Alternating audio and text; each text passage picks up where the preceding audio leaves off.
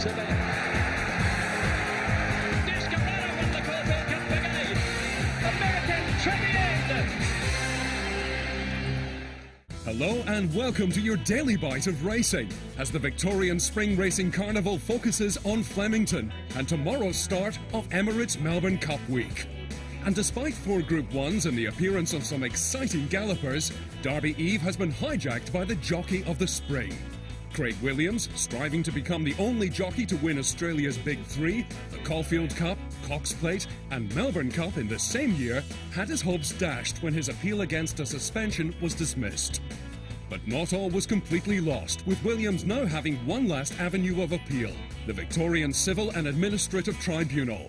I'm disappointed with the result, and anyway, we'll discuss, leave it up to my lawyers, and they will decide on our next course of action if there is one.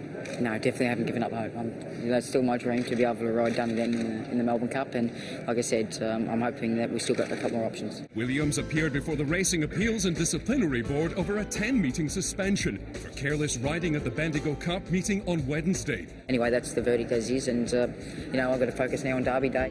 The bid by Williams to have the steward suspension lifted was so important that the Victoria Racing Club rescheduled its Emmy Victoria Derby media conference so as to avoid a clash. There, Glyn Schofield, the South African-born rider of Derby favourite Mana Wanui, said he was impressed by the gelding from the outset. Ron has always had a high opinion of him, and he said, you better come and have a ride on this horse and see what you think. And as soon as I galloped him and got off him, that's exactly what I said. I said, look, I don't want to get off this horse at all. He gave me that good a feel in the condition that he was in, and he's just progressed and improved ever since. Oh, look, it's a great race, big high-pressure race, high-profile race, and I'm privileged to be on the favourite, and I wouldn't swap him obviously for any other runner, and I go into the race with a lot of confidence. And Craig Williams will no doubt be wishing the same rules applying to suspensions in South Africa existed in Australia. In South Africa, they allow you, if you get suspended, and there are Group 1 races that fall in that period, you're allowed to fulfil those engagements, and then they just add on an extra day at the end of your suspension. So it not only you still get penalised, but they're not penalising the connections of the horses as well as yourself. Former science teacher turned trainer Ron Lehman was also smitten early on by Mana Wanui. So virtually from day one we've had an opinion of him. He had a presence about him. It's just the way he paraded, the way he walked.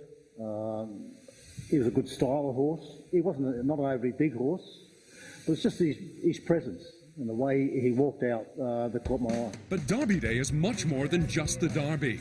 It's an action-packed day with every race producing stars, future stars, and perhaps even a champion. Sheikh Mohammed Sepoy is likely to start the shortest runner of the day in the Group 1 Coolmore Stakes. Yet another short-price star will be 1,000 Guineas winner Atlantic Jewel in the Wakeful Stakes, en route to the VRC Oaks on Thursday for trainer Mark Kavanagh and jockey Michael Rodd. But the most intriguing race on the programme is the Group 3 Lexus Stakes.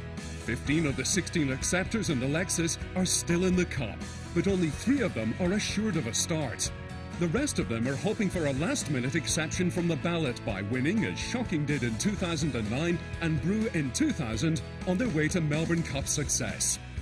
Racing Victoria handicapper Greg Carpenter says it will be a fight to the end to make the final cut-off. Well, it's incredible actually. Out of the 16 final acceptors in the Lexus tomorrow, 12 of them need to win that to get into the Melbourne Cup through the exemption process. So it's an enormous amount of runners in one race.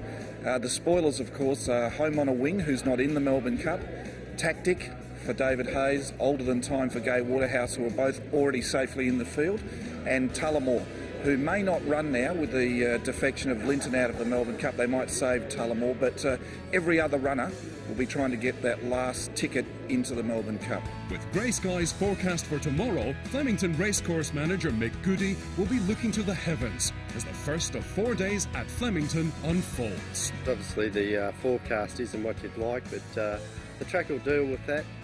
I think we'll be in the dead range Saturday, so that'll be good. Once we get over Saturday, we'll have a look at it Saturday night. Forecast ain't too bad after Saturday, only the occasional shower, so I would hope to be in the dead range again on Tuesday. And that's all for now, but join us again tomorrow to see how Derby Day unfolded on your daily bite of the Victorian Spring Racing Carnival.